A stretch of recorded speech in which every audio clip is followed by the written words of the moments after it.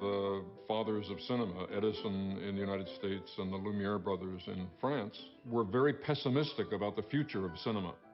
There was probably a worldwide interest in seeing these images move, but once you'd seen somebody playing a joke with a hose, why pay money to see something that you can see for real out in the street?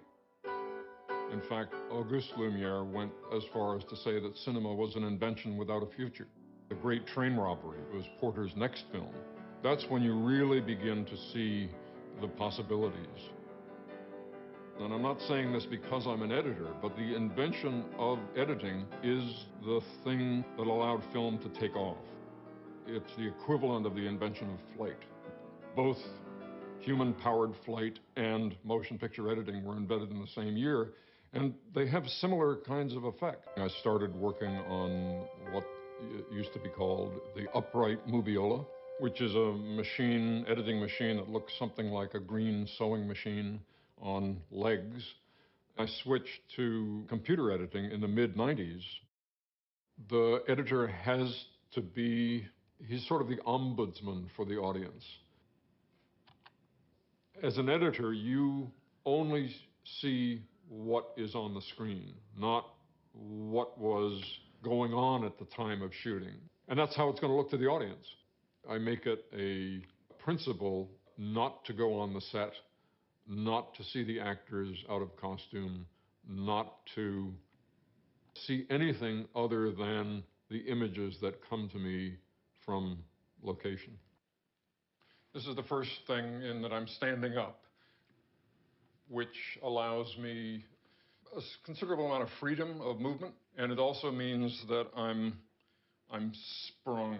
I guess is the only word for it. And frequently when I'm looking at the cut, I will stand here with my hand on the controls, almost like a gunslinger, and trying to hit the point of the cut with my knees bent. And somehow this is important for me because it allows me to internalize the rhythms, the visual rhythms of what's happening. At this point, we've started with a blank slate. So the question is, what are we going to start with? That looks like a good possibility. It establishes things. So there's Anthony saying action, and they start to come forward. We could begin it anywhere in here, but see, there now somebody falls right here, and that's good. Falling is good. We will edit this shot into the timeline. And there it is. In the end, there will be probably 5,000 shots in the film, and all of them have to be ultimately be the right shot in the right place for the right length of time.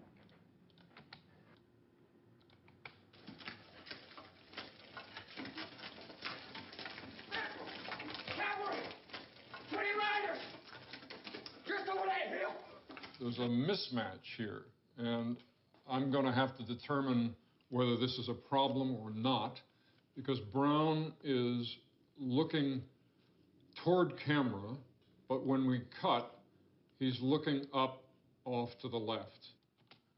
We can have Jeremy come in and cut so that Jeremy's head is masking Brown's head, so that the mismatch is not seen. And now I'm going to mark this frame, and I'm going to get rid of this area, which is 1, 2, 3 frames. And now I'm going to look at it in context and see how it looks. Good. You have to have the personality that enjoys that. It's almost like making little pieces of jewelry, that patience of the individual shots and how they're crafted together. But at the same time, you have to have an appreciation for the larger picture and how these shots fit into the larger picture of the scene, and then how the scene fits into the larger picture of the sequence, and how the sequence fits together with the larger picture of the whole work, and then how the work fits together with society. So it's a boxes within boxes within boxes. You now needed an industrial system to make this all work. In the first 20, 25, 30 years of cinema, large numbers of editors were women. It was considered to be a woman's job because it was something like knitting, it was something like tapestry, sewing, that you took these pieces of fabric, which is what film are, and you put them together. It was when sound came in that the men began to infiltrate the ranks of the editors because sound was somehow electrical. It was technical. It was no longer knitting. Another way of looking at film editing is that it's a dance of eyes. Philip Seymour Hoffman's eye is looking, so that's a good thing. Now let's cut to a close-up of Hoffman looking, and the close-up of Hoffman is here.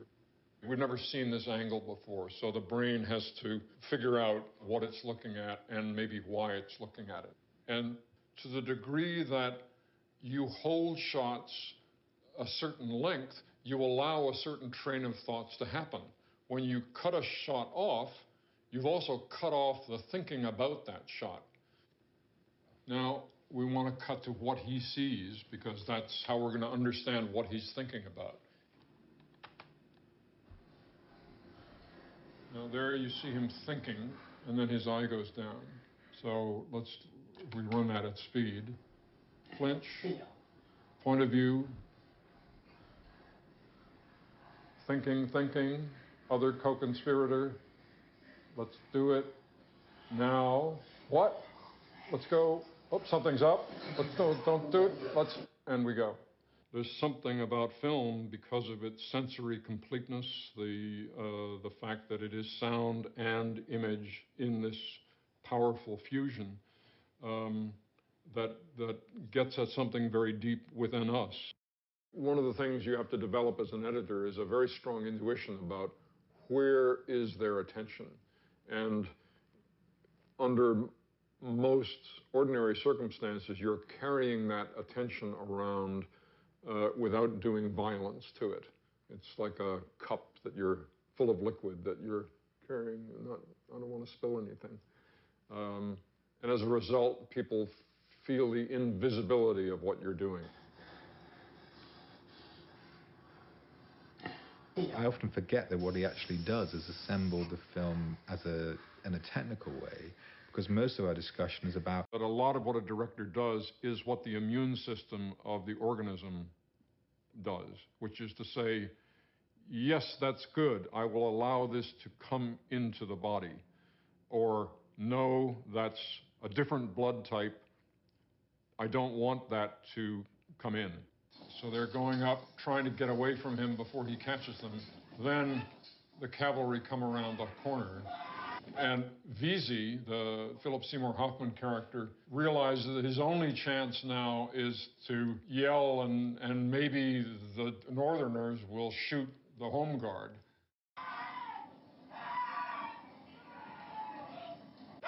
And Brown shoots him in the back, shoots one of the other guys, and they all roll down the hill. Then Brown gets shot, and the last image is of Inman, our hero, in this pile of bodies. We don't know whether he's dead or what.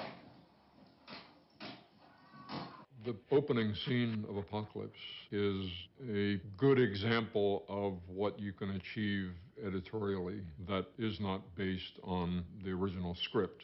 There were some collisions of images that occurred to Francis as he was shooting the film that were at variance with how he had planned to begin the film originally. There was a shot of jungle bursting into slow motion flames with helicopters flying at odd angles in slow motion through the frame.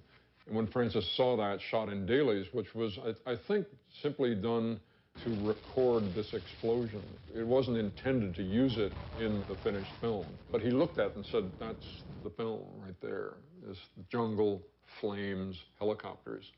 Willard punches the mirror, blood comes out of his hand. All of this is really happening. That's real blood. That's Marty Sheen. None of that was intended to happen. That was just Francis saying, Marty, let's shoot an improvisation with you trapped in your room and what is going to happen. Going through the dailies of the film, I collected a number of images of the Cambodian heads, burning images from the end, and worked them in through a series of multi-level dissolves with the burning napalm and the helicopters flying through, and then images of Willard's room and Willard asleep, and he's trapped in this nightmare. You have been hearing helicopter sounds, and now you see this ceiling fan, and what you're hearing is the whap, whap, whap, whap, whap sound of a helicopter. Is that coming from his dream? Is it a reality? Is somehow that sound coming from the fan? I remember when I was assembling those images, almost jumping away from the editing machine when I put that sound with that image, because it seemed to me that that fan was making that sound, even though I knew it was impossible. And if it was convincing me who was doing it, it surely would convince others.